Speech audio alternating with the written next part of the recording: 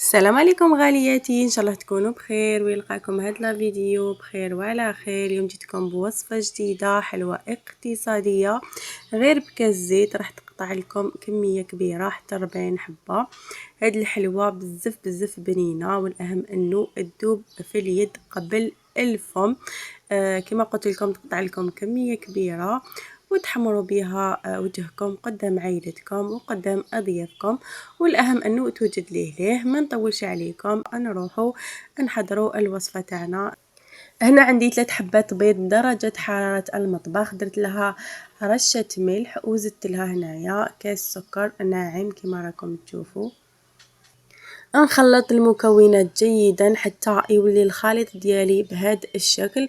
نجيب هنايا كاس زيت كما راكم تشوفوا هنايا، ونبدا نحط فيه غير بالعقل وندخل هذيك الزيت في الخليط ديالي بهذا الشكل، يعني حتى نكمل كامل الكميه تاع الزيت ديالي وندخلها مليح. المهم خياتي دخلوا الزيت ديالكم مليح داخل هذاك الخليط هكا باش تضمنوا بلي الزيت هذيك ما راحش تخرج لكم من العجينه امور ما تعجنوها وتحطوها.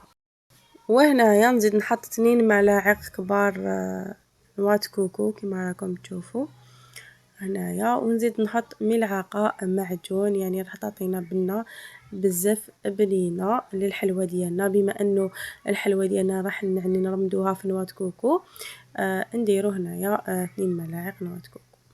وهنايا حطيت تانيت كاس مايزينا وكاس فارينة، وزدت هنايا كيس خميرة كيميائية،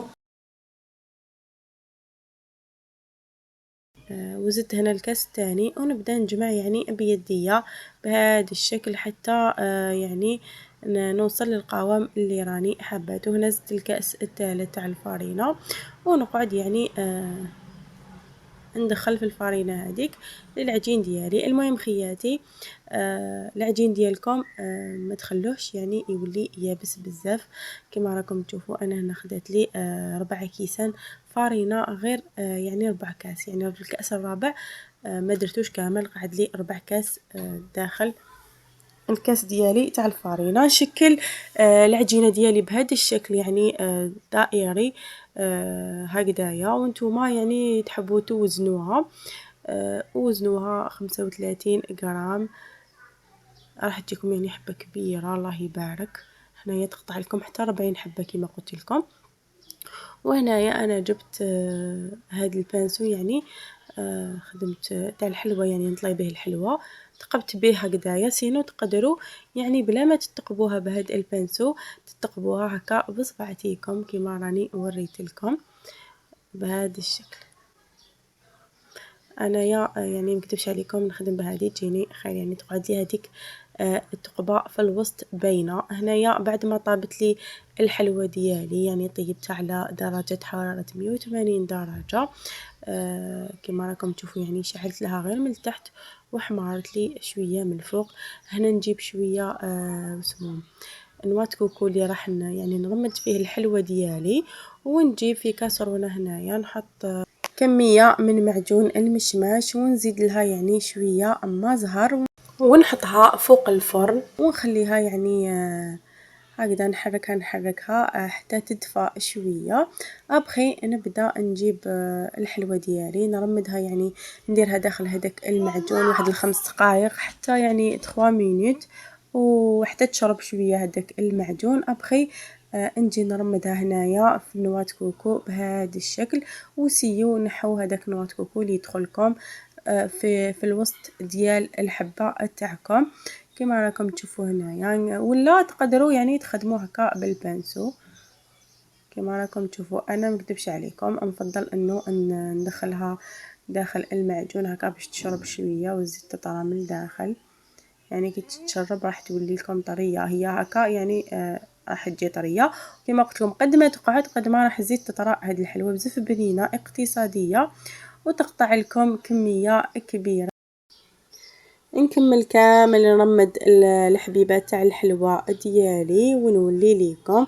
وهنا بعد ما رمدتها كامل نجيب شويه معجون، يعني ما نزيدو له والو، ماشي كيما اللي رمدنا به الحلوى ديالنا. وندير هنايا في هذاك الثقب اللي جاي في الوسط ندير له هذاك المعجون بهذا الشكل حتى نكمل كامل الحبيبات دياولي. المهم خياتي هاد الحلوه تجي بزاف بنينه، ديروها فرحوا بها وليداتكم سورتو المقبلين على شهاده البكالوريا. ان شاء الله كامل ربي ينجحكم وتجيبوه وتفرحوا روحكم وتفرحوا العيله ديالكم. المهم خياتي بعد ما كملت كامل شبحت الحلوه ديالي كما راكم تشوفوا نروحوا نشوفوها في صحن التقديم.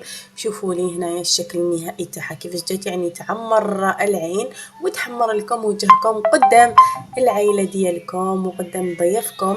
والاهم انه قلت لكم تقطع لكم كميه كبيره غير بكاس زيت و3 حبات بيض وانتي تحصلتي على 40 حبه حلوه اقتصاديه وبزاف بنينه، يعني تذوب في اليد قبل في الفم وضربه في البنه، يعني بزاف بنينه هاد الحلوه.